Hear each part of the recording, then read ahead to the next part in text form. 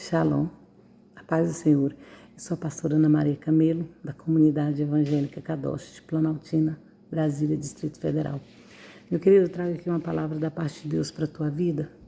E eu quero ser rápida, não quero gastar teu tempo, eu quero que você tire um minutinho da tua atenção aqui para mim.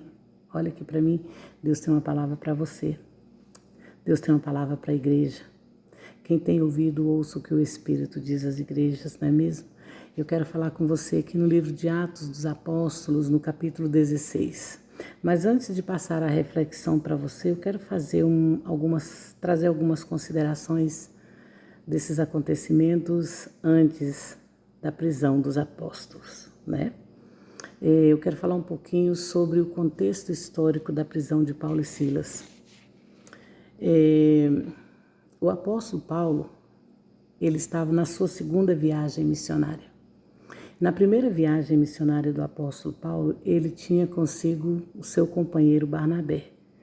E por causa de algumas discordâncias, né, no comportamento de João Marcos, então Barnabé e Paulo, eles acabaram se dividindo, se separando, né? Paulo foi para um lado, Barnabé foi para o outro.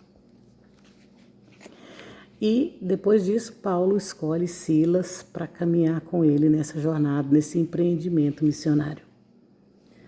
E eles passaram por muitas cidades, Paulo e Silas. E eles não estavam sozinhos, não. Eles levavam consigo Timóteo e Lucas. Eles formavam uma equipe muito boa para propagar o evangelho do Senhor. Porém, foi nessa estadia em Filipos, porque eles passaram por muitas cidades e pararam em Filipos. E nessa parada em Filipos, que ocorreu a prisão de Paulo e Silas, né? E eles estavam também, né, acompanhados de muitas pessoas, porque eles pararam ali e eles formaram uma equipe muito boa. Uma equipe de missionários, mas eram os quatro que caminhavam junto, viu? Por que é bom a unidade? E o inimigo tem tentado, o inimigo tem separado o povo de Deus. A coisa que o inimigo mais quer fazer é tirar a unidade da igreja. E infelizmente ele tem conseguido isso, êxito em muitos lugares e em muitas igrejas, né?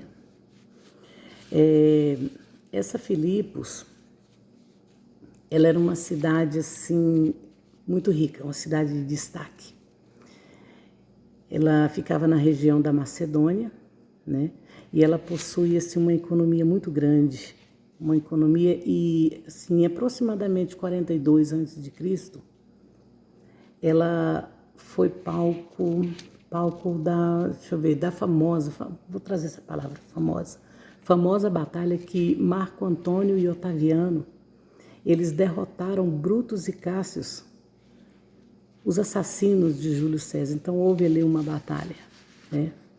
E entre essa equipe missionária também se destaca Lídia, né? Uma mulher que o Senhor abraçou, que o Senhor abriu o coração. E ela se converteu ao Evangelho do nosso Senhor Jesus. Lídia e sua casa, eles foram batizados, né? E depois desse batismo, Lídia ofereceu hospedagem para os apóstolos. Eu estou dando aqui só um resuminho, só para você entender como tudo começou, né? Porque muitas vezes a gente não consegue entender porque tantos ventos vêm na nossa vida, porque para tudo Deus tem um propósito, para tudo Deus tem um plano, né? E no versículo 16 também, no capítulo 16, versículo 16 de Atos, nós somos informados sobre uma jovem escrava que tinha um espírito de adivinhação, né? E ela trazia muitos lucros para os seus senhores. Ela era uma escrava e ela enriquecia, muitos lucros mesmo, para os seus senhores. E no grego, Lucas, ele descreve esse espírito como um espírito chamado Piton, que na nossa tradição significa adivinhação. Por isso, Senhor, abomina, né, quem consulta tais pessoas. Espírito de adivinhação, horóscopo, cuidado, hein? Deus abomina. Não coloqueis coisas más diante dos teus olhos, diz o Senhor. Cuidado. Piton, na mitologia grega, ela era uma lendária serpente que guardava o oráculo Délfio, sabe? E que acabou morta por Apolo. Essas são as mitologias gregas, né? E que eles abraçavam muito essa fé. Com isso, Lucas enfatiza que essa jovem ela era, na verdade, possuída por demônios. E por muitos dias, essa jovem, ela clamava, quando ela via aqueles homens, ela clamava em alta voz: servos do Deus Altíssimo. Todas as vezes que os missionários, né, Lucas, Timóteo, Paulo, Silas e as mulheres, Lídia, a equipe, todas as vezes que eles passavam em praça, essa menina, essa escrava, ela começava a gritar: servos do Deus Altíssimo, servos do Deus Altíssimo. Olha, e o que estava ocorrendo ali, deixa eu te falar, não era um reconhecimento genuíno do Evangelho, não. Na verdade, aquelas declarações não eram nada mais, nada menos do que artimanha de Satanás. Espírito de engano. Nem tudo que parece que é. Nós estamos vivendo tempos muito difíceis. E o espírito de engano, o espírito da mentira, ele tem entrado com muita força no meio do povo de Deus. Não é por menos que Deus, ele declara para o profeta Oséias: meu povo erra porque lhes falta conhecimento. Espírito de engano. E ele está solto, e ele está forte, porque os dias são maus. Quem é santo, santifique-se mais. Quem é impuro, mais impuro vai ficar. E o apóstolo impõe as mãos sobre aquela menina, né, e expulsa aquele espírito de adivinhação no nome de Jesus. Está em Atos 16, 18, você pode conferir. No que ele expulsa aquele espírito, causou muito alvoroço na cidade, porque deixou de ter lucro para os senhores desta escrava. A escrava foi liberta. E houve ali, porque naquele período também havia uma contenda muito grande entre romanos e judeus, contendas religiosas, e eles ainda não tinham noção do cristianismo, então houve ali uma contenda muito grande. E eles foram levados, Paulo e Silas, foram levados e decretados que eles deveriam ser presos, açoitados e presos. Somente Paulo e Silas, Lucas e Timóteo não foram, porque um era gentil e o outro era meio judeu. Então eles foram deixados de lado.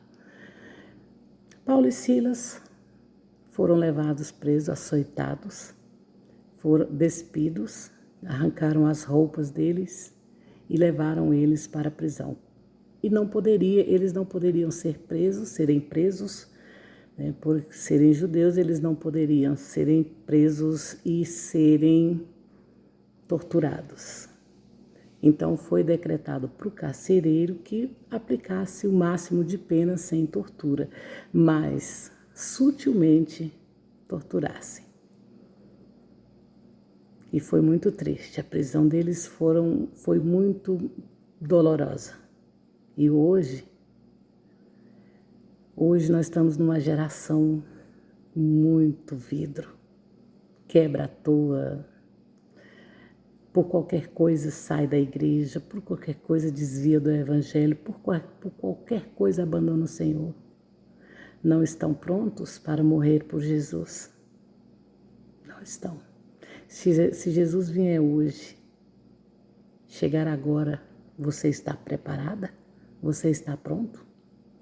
Será?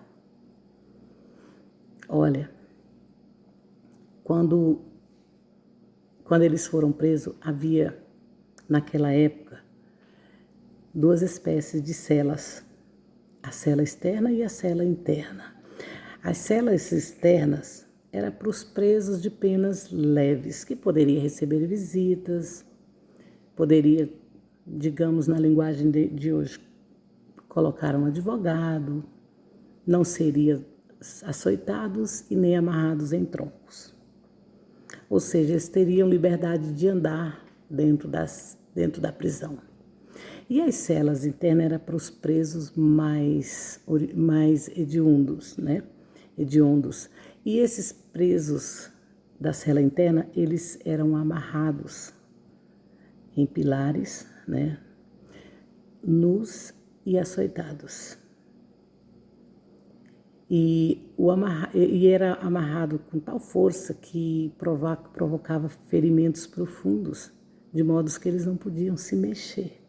Não poderia ter visitas, não poderia caminhar dentro das celas, não poderia nada. Logo, Paulo e Silas foram lançados na prisão interna. Jesus diz que bem-aventurado sois vós que, por causa do meu nome, forem injuriados e humilhados, né? Paulo e Silas. E à meia-noite, acorrentados, surrados, sangrando, eles renderam graças ao Senhor. Ao contrário de que muitos pensam que eles louvaram para que provocasse ali um terremoto e Deus arrancasse eles dali, não. Tanto é que depois disso, Paulo foi preso novamente e foi morto em prisão. Na verdade, o que houve ali foi um de repente de Deus, por causa da adoração genuína dos discípulos no meio da adversidade. O que eu trago para você de reflexão agora é essa. Eu não sei qual é a adversidade que você está vivendo ou passando. Que não fuja da tua boca a adoração ao Deus Altíssimo, não para que você consiga alguma coisa ou para que você venha a obter alguma coisa, mas porque você o ama. Adorar a Deus por quem Ele é. Lembra de onde Ele te tirou? Lembra quem você era antes de conhecer o Senhor? E quem sabe o que você está vivendo não é propósito de Deus, para que você possa declarar: eu e a minha casa servimos ao Senhor.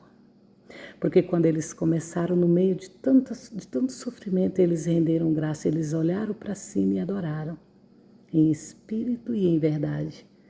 A adoração deles chegou nas narinas de Deus como aroma suave e o poder de Deus desceu e alcançou o coração de todos os prisioneiros ali, inclusive do carcereiro.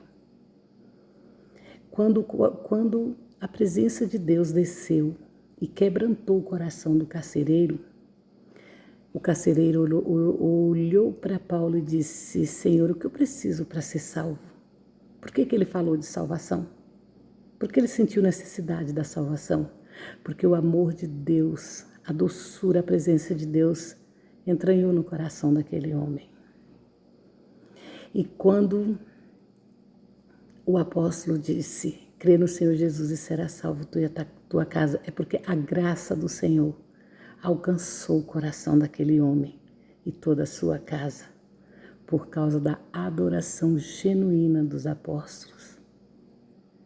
Eu quero dizer para você uma coisa: a presença de Deus na tua vida vai gerar um milagre de repente em toda a sua casa. Não desista, não pare, não desanime, não retroceda e não volte atrás. E não culpe ninguém pelas coisas, pelas intempéries e pelos vendavais. Enquanto eles estavam na cela, sofrendo, Lucas e Timóteo estavam lá fora e em nenhum momento eles levantaram a voz para acusar, ou para falar mal, ou para culpar Deus por aquilo. Que hoje você venha ser luz no meio da adversidade, seja na tua casa, no teu trabalho, na tua igreja. Não culpe ninguém. Olhe para o alto e adore o Senhor em espírito. E o Espírito de Deus descerá com poder. E tu e a tua casa será alcançado pelo poder, pelo de repente de Deus. Deus quer derramar, emanar, rachuri, andará, o de repente dele sobre a tua vida. Não perca tempo. Aleluia. E aguarda o de repente de Deus, porque Ele está esperando por você, pela tua adoração. Então, meu querido, minha querida, troque a murmuração pelo louvor. Amém? Olha, ainda que um pai e uma mãe desamparem um filho, todavia o Senhor não desampara os seus filhos. Deus não te desamparou. Amém? Troque a murmuração pelo louvor. Shalom.